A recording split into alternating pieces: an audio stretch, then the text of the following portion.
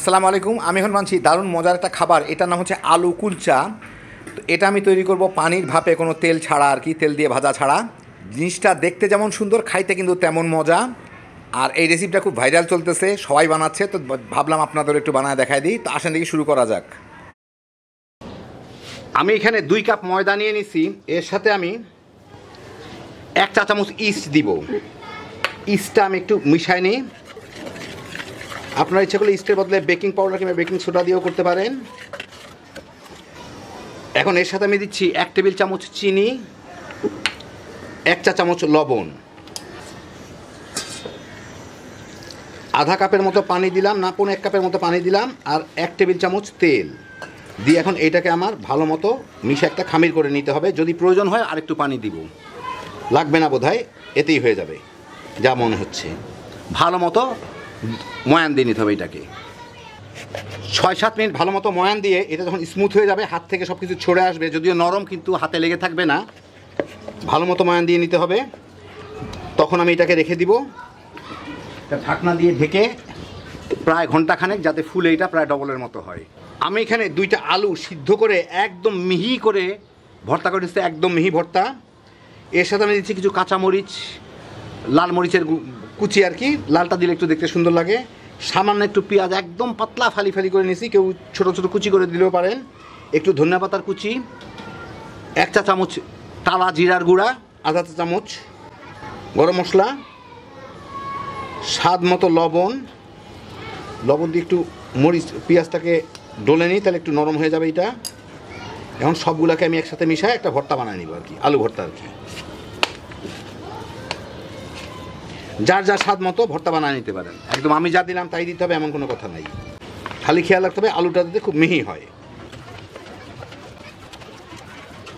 বাস হয়ে গেল আমার আলু ভর্তা তৈরি।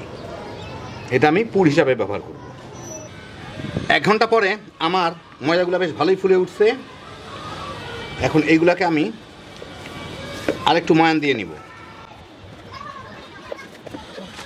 সামান্য একটু ময়দা দিয়ে ময়ান দিয়ে নেই।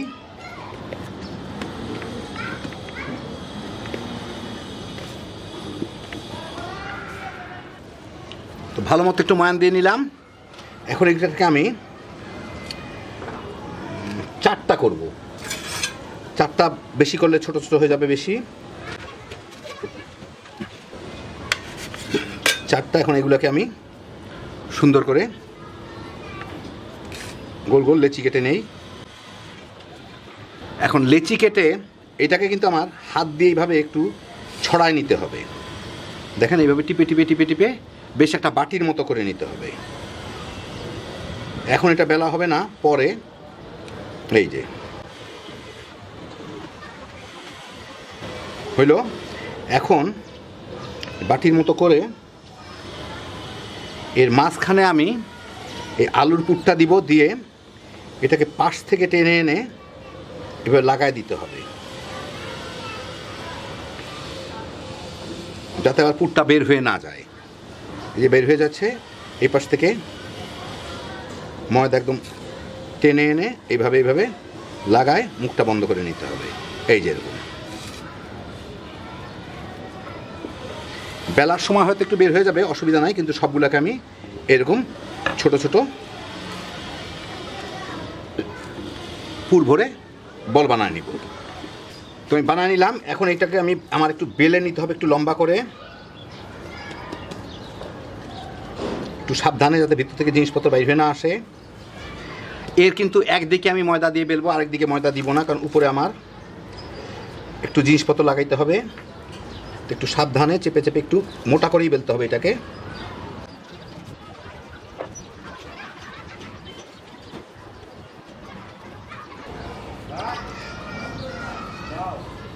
দেখেন একটু লম্বাটে টাইপের করে নিলাম বেলে, ঠিক মতো হইল না, যাই হোক অসুবিধা নাই, এই চলবে। এখন আমি এই দিকটা একটু শুকনো লাগতেছে, এর উপরে সামান্য একটু পানি দিয়ে দিব, কয়টা কালি জিরা দিয়ে দিব। পানি দিলাম যাতে কালি জিরাগুলো ধরে থাকে। একটু ধনিয়া পাতা,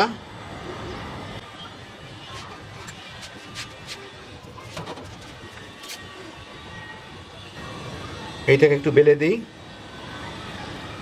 বাস এরকম বানিয়ে নিলাম। এখন এইটাকে আমি স্টিমে দিয়ে দিব, পানির ভাপে। আমি একটা ফ্রাই প্যান মাঝারি আঁচে গরম করে এর মধ্যে প্রায় 2 টেবিল চামচের মতো পানি দিব। পানি দিয়ে এই যেটা বানায় রাখছি এইটা আমি এখানে দিয়ে দিব, দিয়ে মাঝখানে দিয়ে আমি এটাকে ঢেকে দিই। ঢেকে দিয়ে চুলার আঁচটা আমি এখন মিডিয়ামের থেকে একটু নিচে নিয়ে রাখবো। এখন এই পানির ভাপেই যাতে এইটা সিদ্ধ হয়ে যায়।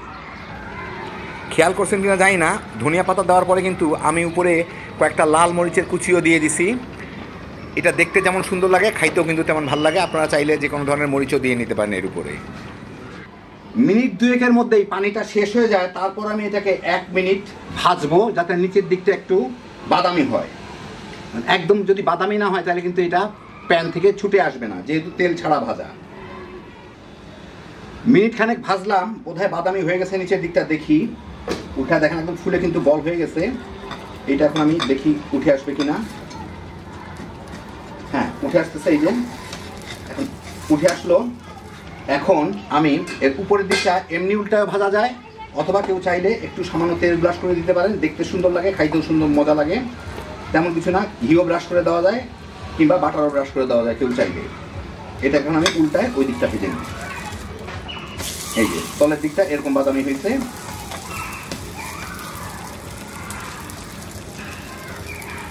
ঢাকার কিছু না, এমনি খোলাই ভেজে নেওয়া যায়। ওই দিকটা যখন একটু তেল দিলাম, আমি এই দিকটা একটু দিয়ে দিই আর একটু বাদামি করে ভেজে নিব। ওই পাশটাও চাইলে ঘি কিংবা বাটার দিতে পারেন, সুন্দর ফ্লেভার আসবে। এটা কিন্তু ফুলতেই থাকে, ফুলে কিন্তু অনেক গোল হয়ে গেছে প্রায়। একটু ওই দিকটা কীরকম ছিল ভাজা। হ্যাঁ, এই দিকটা সুন্দর বাদামি হয়ে গেছে, ওই দিকটা আর একটু ভেজে নিই।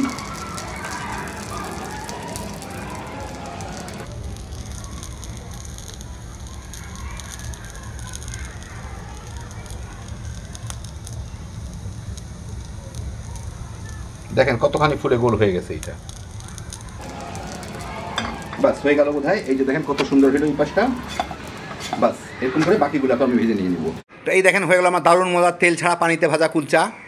উপরে আমি তেল ব্রাশ করে দিলাম, দেখতে ভাল লাগে, শুকায় যায় না। আর আপনারা চাইলে ঘি কিংবা বাটার ব্রাশ করে দিতে পারেন, এতে যেমন ফ্লেভার পাবেন, খাইতেও মজা লাগবে। অনেক স্বাস্থ্যসম্মত একটা খাবার, খাইতে যে কি মজা একবার বানালেই বুঝবেন। সকালের নাস্তা কিংবা স্ন্যাক্স হিসাবে বাচ্চা বড় সবাই তামা তামা করে খায় ফেলাইতে পারবেন। হ্যাপি জোশের একটা আইটেম। আল্লাহ আপনাদের সবাইকে ভালো রাখুন, সুস্থ রাখুন, নিরাপদে রাখুন। ইনশাল্লাহ বেঁচে থাকলে আবার দেখা হবে। আল্লাহ হাফেজ।